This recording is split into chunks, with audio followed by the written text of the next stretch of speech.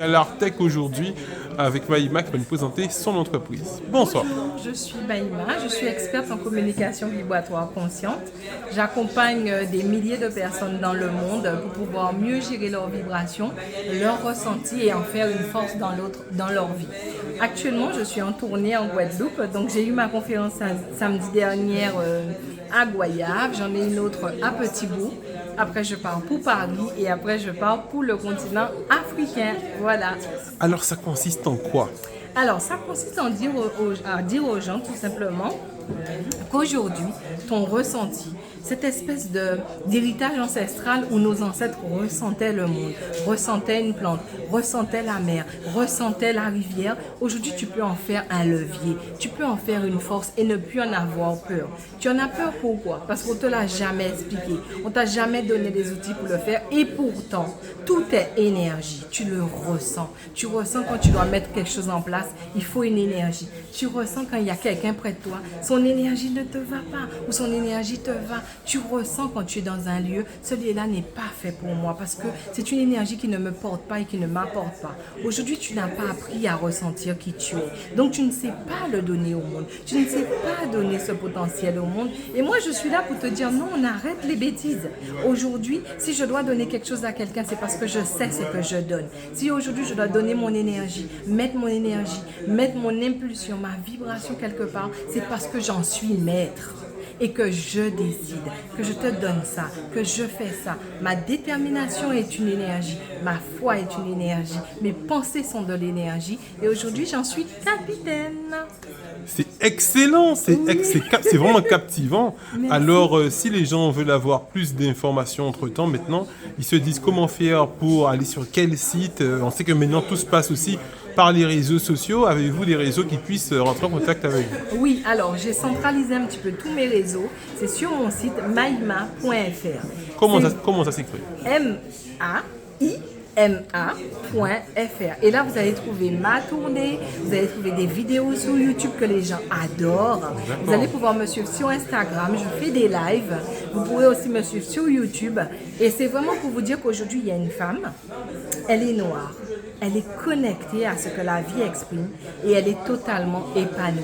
Il n'y a pas de rituel, de symbole, de carte. Non, toi-même, tu as un outil de connexion. Toi-même, tu as la force pour mener ta vie. Tu n'as pas besoin d'ustensiles, de trucs. Tu as besoin de croire en ta force intérieure. Et c'est ça, c'est où on va aller. Et on va aller avec bienveillance, avec bonne humeur, avec patience et avec authenticité. Donc, je suis Mademoiselle Rana Christiana, je suis la présidente de l'association Maison de l'Europe de Guadeloupe. Et on vous invite le 12 juillet à venir à la soirée de lancement. Donc on dit MEG, nous, MEG Guadeloupe, qui se donnera donc à l'espace régional du Rézé à partir de 18h. Mais ce qu'il faut savoir, c'est surtout il faut que vous puissiez vous inscrire parce que ce sera sur invitation. Donc vous pourrez retrouver en fait sur notre Facebook le lien pour pouvoir vous inscrire et vous pouvez aussi nous contacter par mail ou bien sûr par téléphone. Vous retrouverez tout sur nos réseaux, donc Instagram et Facebook. Donc ça va être à partir de 18h jusqu'à quelle heure? Donc 18h, 21h, après bien sûr on connaît déjà les manifestations, on ne veut pas toujours se quitter, mais en tout cas normalement l'heure de fin c'est 21h. Alors que présentez-vous? Qu'est-ce qu'on peut s'attendre effectivement? Que présente effectivement cette association de l'Europe de Guadeloupe?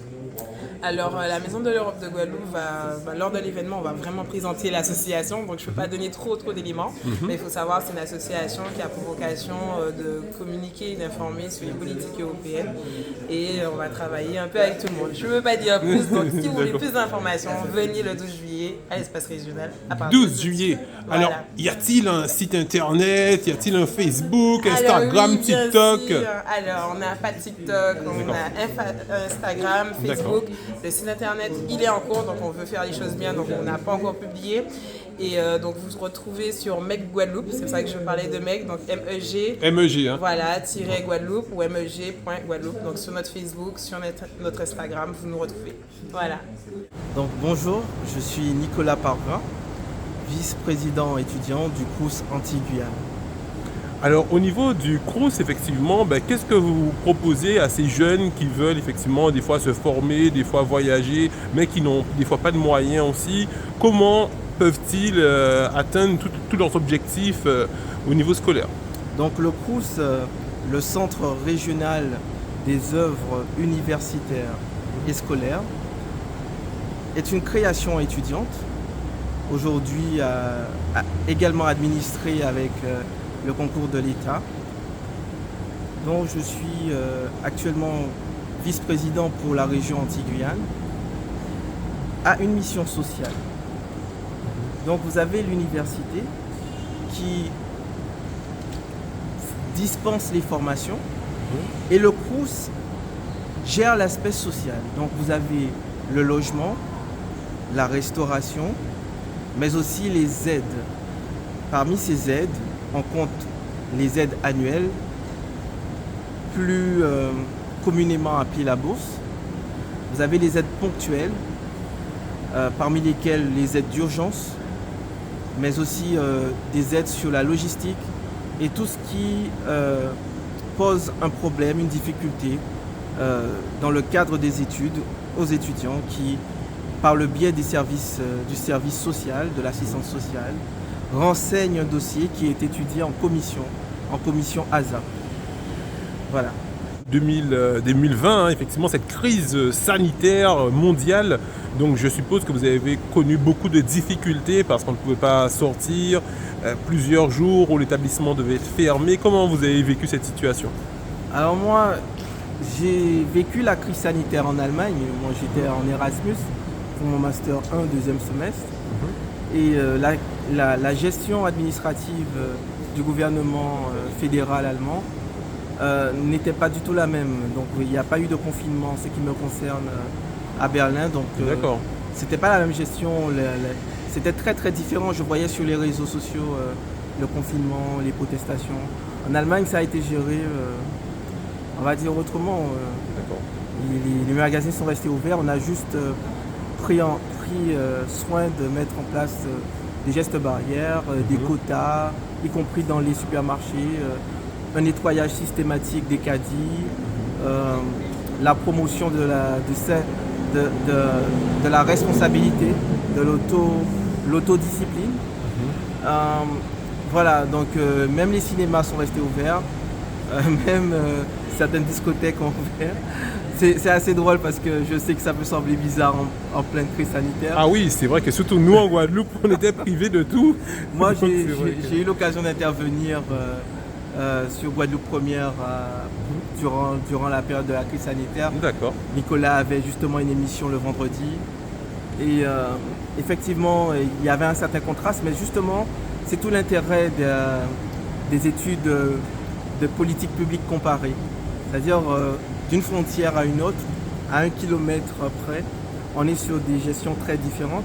Et donc la question, ce serait pourquoi? Pourquoi une telle différence de gestion? Est-ce que c'est parce que le virus se comporte différemment en un lieu qu'en un autre lieu? Ou est-ce que c'est parce que le peuple est différent, la culture est différente? Et là encore, ça met en exergue l'importance... Le gouvernement est différent. Le gouvernement aussi. La politique gouvernementale joue certainement. Exactement. Et donc ça met en exergue les différences qui sont les plus pertinentes en termes d'analyse de gestion de crise. Puisqu'on se rend compte que le virus, théoriquement, il a le même profil. Je parle pas de variant ceci, variant cela. De base, on est sur une gestion de crise sanitaire et on se rend compte que en Europe, d'une frontière à une autre, les gestions de crise sont très très différentes. Et par conséquent, on se dit que c'est pas tant le virus qui est en cause que l'organisation dans son ensemble.